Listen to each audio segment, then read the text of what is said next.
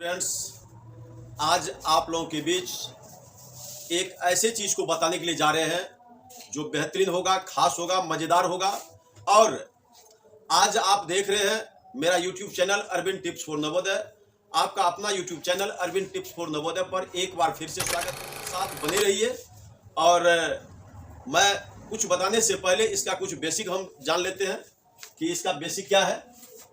सबसे पहले इस चीज को सीखने के लिए हमें जरूरत है प्राकृत संख्या, पूर्ण संख्या, सम संख्या, विषम संख्या, गुणज या पहाड़ा या ऐसी श्रेणी जिसके दो क्रमागत पदों का अंतर समान हो। सबसे पहले इन चीजों को हमें ख्याल में रखना पड़ेगा, है ना। तो आप लोग सबसे पहले जानिए कि प्राकृत संख्या किसे कहते हैं।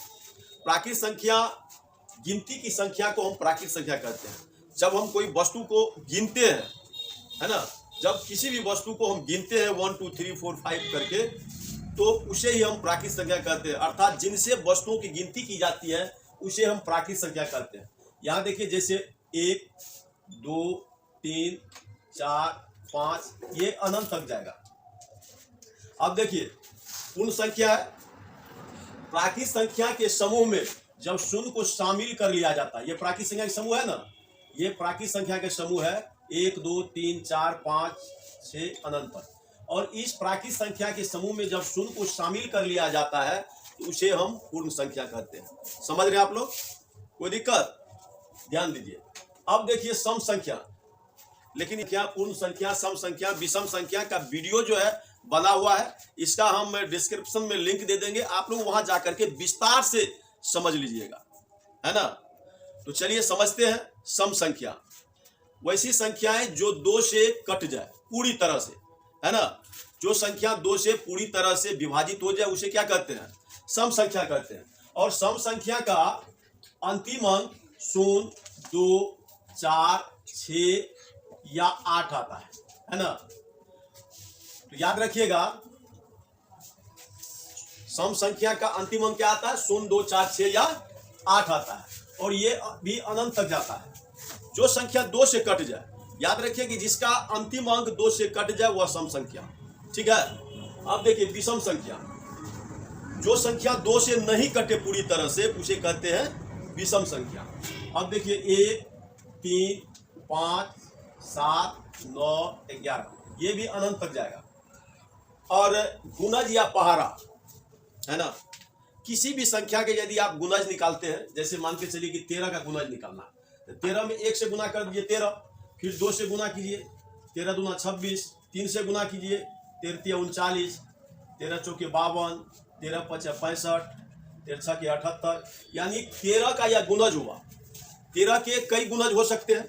यह हुआ 13 के प्रथम 6 गुणज, है ना, 13 के प्रथम 6 गुणज। इसी को हम पहाड़ा भी कहते हैं। समझ रहे हैं आप लोग? इसी को क्या कहते हैं? पहाड़ा भी।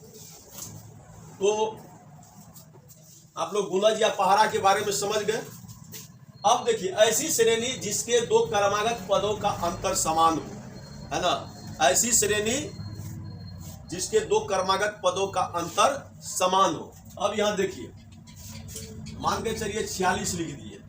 इसमें यदि हम 3 जोड़ देते हैं 49 हो जाता है, फिर 3 जोड़ देते हैं तो 52 होगा, फिर 3 जोड़ देते हैं तो 55 होगा, फिर 3 जोड़ देते हैं तो 58 होगा।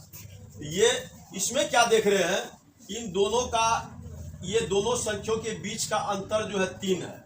ये दोनों संख्याओं के बीच का अंतर 3 है, ये 3 है ना।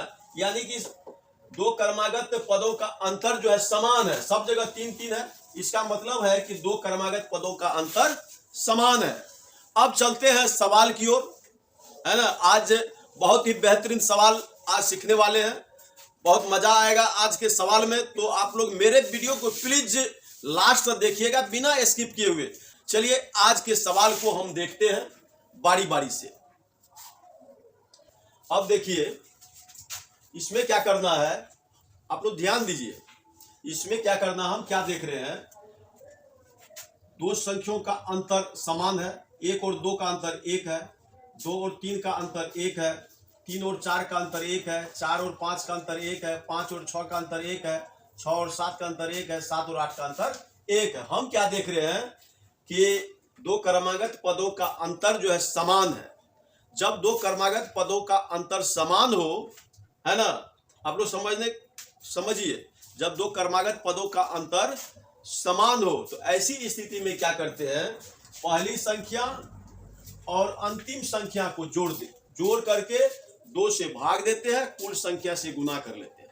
लेकिन सबसे पहले हम इस सवाल को सूत्र पर बना करके देखेंगे। हम देख रहे हैं कि किसी ऐसी श्रेणी जिसके दो क्रमागत पदों का अंतर समान हो तो योग बराबर पहला पद जो अंतिम पद बटा 2 गुना कुल संख्या।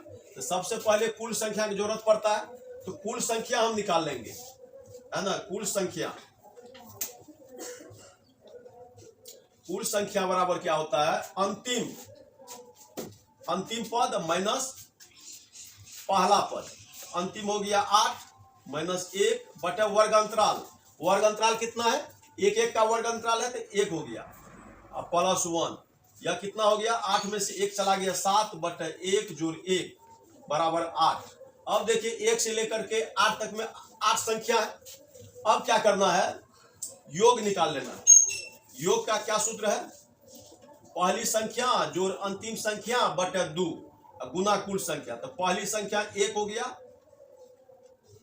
जोड़ अंतिम संख्या बटे 2 गुना कुल संख्या 8 निकला है, 8 से हमको गुना कर देना है। 1 जोड़ 8 9 बटे 2 गुना 8, 2 चौके 8, 9 चौके 36, यही इसका आंसर हो गया। ठीक है, अब देखिए इसको कैसे बनाते हैं। देखिए करना क्या है, पहली और अंतिम को जोड़ देना, तो 1 जोड़ 10 बटा 2 गुना कुल संख्या। यहाँ लिखा हुआ है प्रथम 10 प्राकृत संख्या का योग, तो कुल संख्या कितना होगा, 10 ही होगा, तो 10 से इसमें गुना कर देना है। यहाँ लिख देना है योग बराबर कितना हो गया, 1 10 11 बटा 2 गुना 10, 2 5 10 11 5 55, यही इसका आंसर हो गया। अगर आप मेरे चैनल पर नए हैं तो प्लीज चैनल को सब्सक्राइब कर दीजिए, और अगर वीडियो अच्छा लग रहा है तो प्लीज लाइक कर दीजिए और एक प्यारा सा कमेंट्स दे दीजिए।